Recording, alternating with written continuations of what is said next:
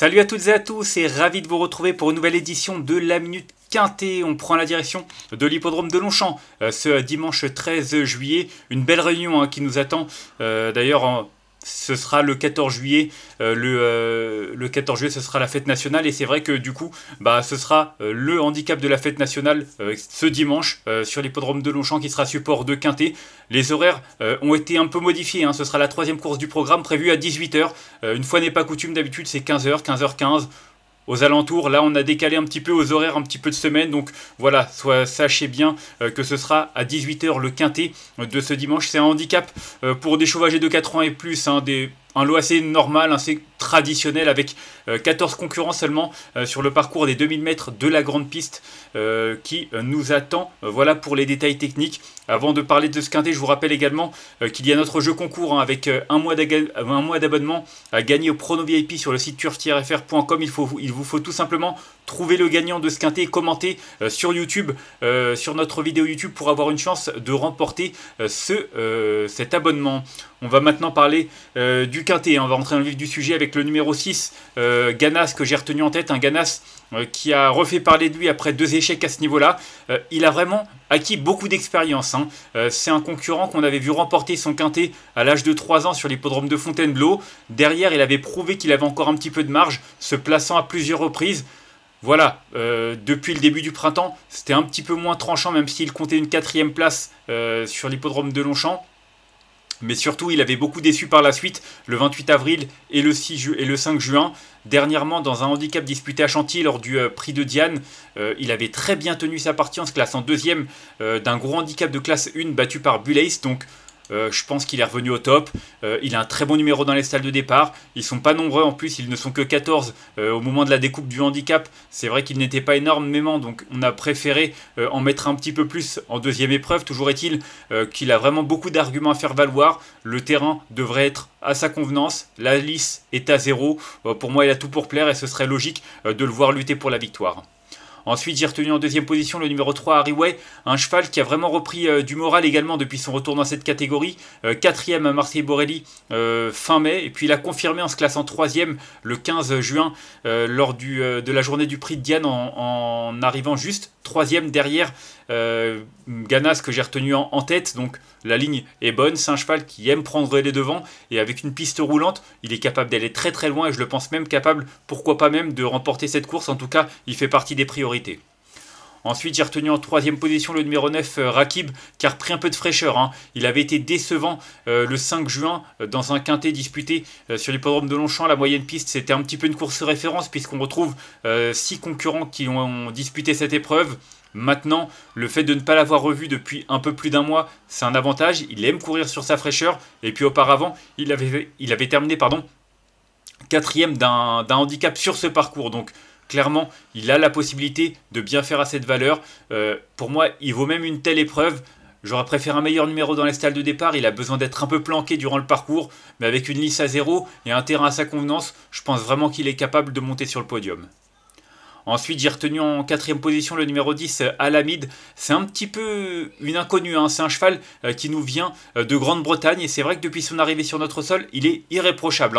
Il est arrivé cette année en 5 tentatives. Il avait débuté 5e sur notre sol. Derrière, toujours sur le podium, dont une victoire à Nancy.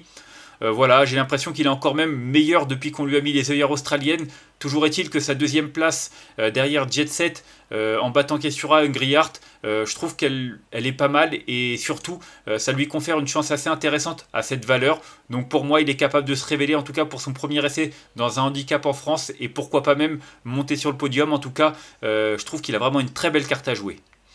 Ensuite, j'ai retenu en 5e position le numéro 7, Olympique Gaulle, un cheval qui a longtemps été écarté des pistes, plus d'1 an et demi. Il s'est classé 5e lors de sa rentrée.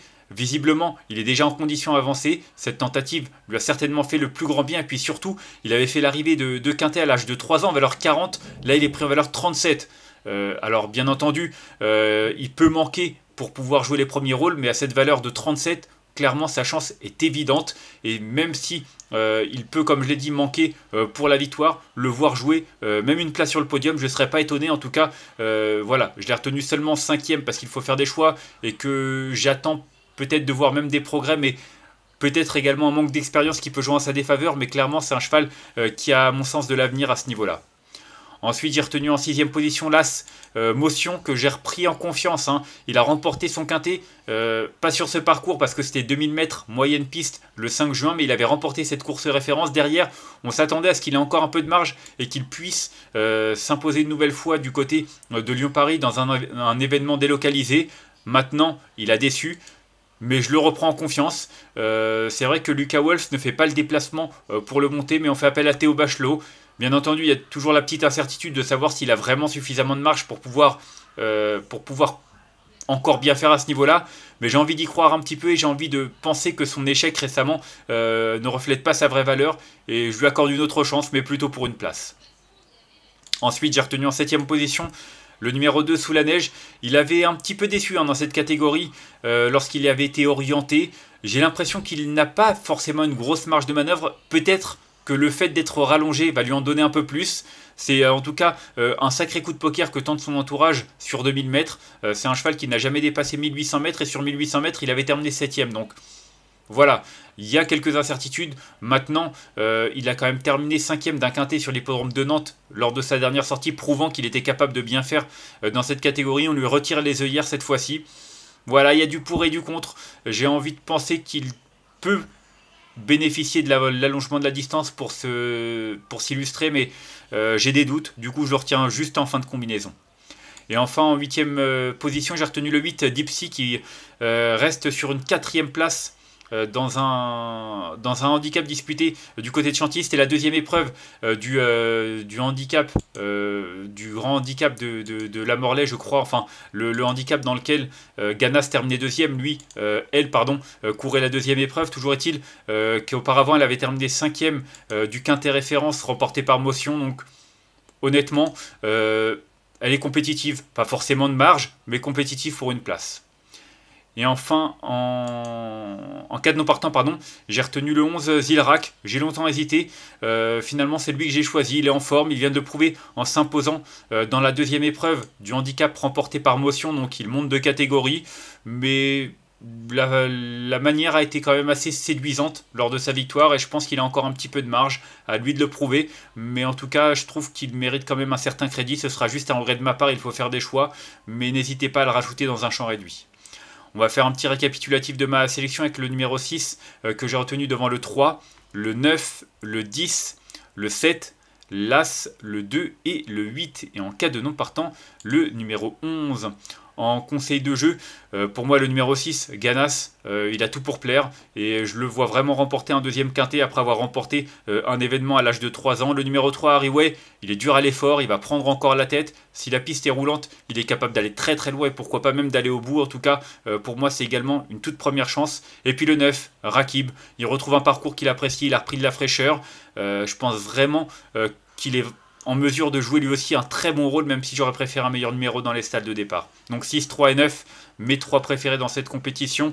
On va se quitter là-dessus. Moi, en tout cas, je vous remercie d'avoir suivi cette nouvelle édition de la Minute Quintet. Si vous avez aimé cette vidéo, n'hésitez pas à la liker, à la partager ou encore à vous abonner à notre chaîne YouTube en cochant la petite cloche pour être au courant des prochaines vidéos. On se retrouvera, nous, lundi, du côté de Vichy, la semaine du galop qui prend place ce lundi 14 avec un quintet pour la jeune génération. On en reparlera bien entendu d'ici là dès demain. En attendant, je vous souhaite une excellente journée et un très bon week-end. Bye bye.